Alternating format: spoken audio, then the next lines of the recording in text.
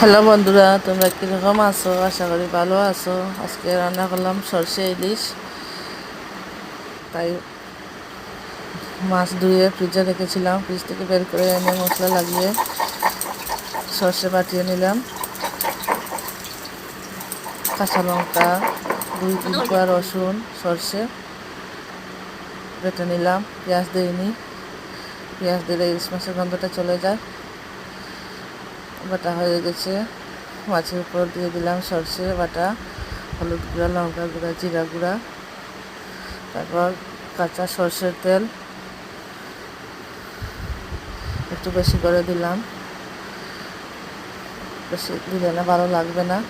দিয়ে দিলাম লবণ, দিয়ে সব একসাথে মেখে নিলাম। মাছ, সরষে বাটা একসাথে মেখে নিলাম মশলা লাগিয়ে।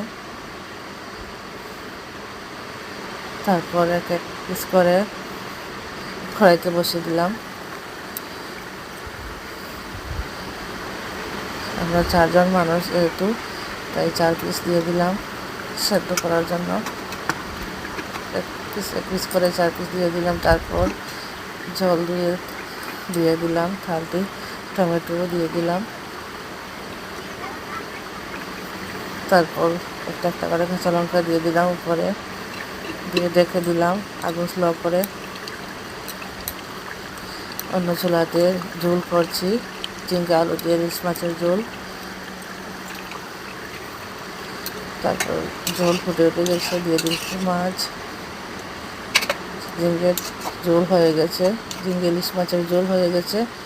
একদিকে সরষে ইলিশও হয়ে গেছে। বন্ধুরা, কীরকম লাগলো আমার সরষে রান্না, সরষে ইলিশ রান্না কমেন্টে বলবে। লাইক, কমেন্ট, শেয়ার, সাবস্ক্রাইব করবে প্লিজ, পাশে থাকবে।